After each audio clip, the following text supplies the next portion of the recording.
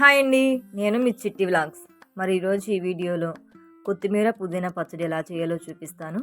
మరి ఈ పచ్చడి వేడివేడి అన్నంలోనికి కొంచెం నెయ్యి వేసుకొని తింటే టేస్ట్ చాలా బాగుంటుందండి. ఇంకా లేట్ చేయకుండా వీడియోలోనికి వెళ్ళిపోదాం. ముందుగా స్టవ్ ఆన్ చేసి కళాయి పెట్టి 2 టేబుల్ స్పూన్స్ ఆయిల్ని వేసుకుందాము. ఆయిల్ హీట్ అయిన తర్వాత 1 స్పూను ధనియాలు, 1/2 స్పూను జీలకర్ర, 1/2 స్పూను మెంతులు, 2 స్పూన్లు తెల్ల నువ్వులు ఇవన్నీ వేసుకొని లైట్గా ఫ్రై చేసుకుందామండి. ఈ పోపులన్నీ చక్కగా మనకి ఫ్రై అయ్యే వరకు ఫ్రై చేసుకుందాము.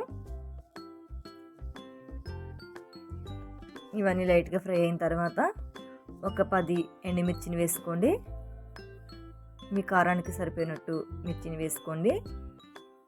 4 వెల్లుల్లి రెమ్మలు,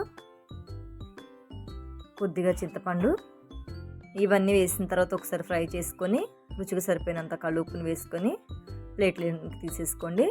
ఆ తర్వాత అదే కళాయిలోనికి 1 టేబుల్ స్పూన్ ఆయిల్ని వేసుకొని నేను ఇక్కడ ఒక కట్ట కొత్తిమీర, ఒక కట్ట పుదీనా తీసుకున్నానండి. క్లీన్ చేసి పెట్టుకున్నాను.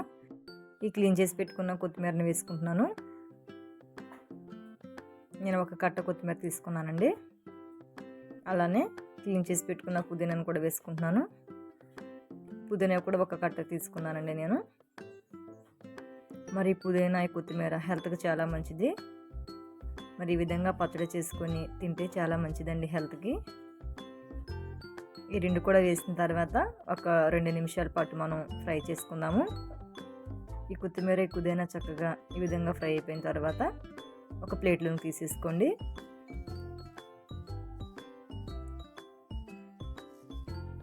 ఇప్పుడు అదే కళాయిలోనికి 1 టేబుల్ స్పూన్ ఆయిల్ వేసుకొని 1 కప్పు టమాటా ముక్కలు తీసుకున్నానండి. ఇక్కడ నేను టమాటా ముక్కలను కూడా వేసుకొని ఫ్రై చేసుకుందాము. టమాటా ముక్కలు బాగా మగ్గే వరకు మనం మగ్గనిచ్చుకుందాము. ఇలా వీడియో క్లిప్లో చూపిస్తున్న విధంగా చక్కగా మనకి మగ్గి ఉన్నాయి కదండి టమాటా ముక్కలు. ఈ విధంగా మగ్గిన తర్వాత ఈ టమాటా ముక్కలను కూడా ఒక ప్లేట్లోకి తీసేసుకొని చల్లారి పెట్టుకుందాము.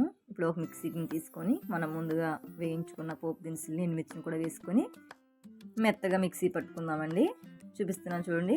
ఈ విధంగా మెత్తగా అయ్యేంత వరకు మనం పౌడర్ కింద మిక్సీ పట్టుకోవాలి. ఆ తర్వాత మనం ముందుగా వేయించి పెట్టుకున్న కొత్తిమీర పుదీనాను వేసుకొని ఈ పుదీనా కొత్తిమీర కూడా వేసిన తర్వాత మనం ముందుగా వేయించి పెట్టుకున్న టమాటా ముక్కలను కూడా వేసుకుందామండి. టమాటా ముక్కలను కూడా వేసిన తర్వాత ఒకసారి మెత్తగా మనం మిక్సీ పట్టుకొని తీసుకుందాము. చూపిస్తున్నాను చూడండి పచ్చడి ఎంత చక్కగా మనకి రెడీ అయిందో. ఇప్పుడు పోపు పెట్టుకుందామండి. స్టవ్ ఆన్ చేసి ఒక కళాయి పెట్టుకొని 2-3 స్పూన్స్ ఆయిల్ని వేసుకొని పోపు దినుసుల్ని వేసుకోండి.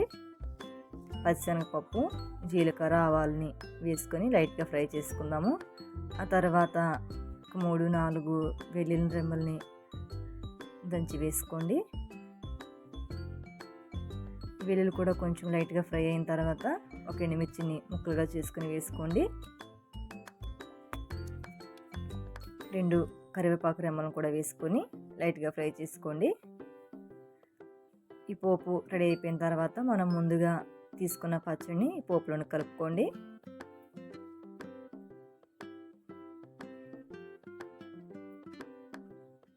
అంతేనండి, ఎంతో రుచికరమైన పుదీనా కొత్తిమీర పచ్చడి రెడీ.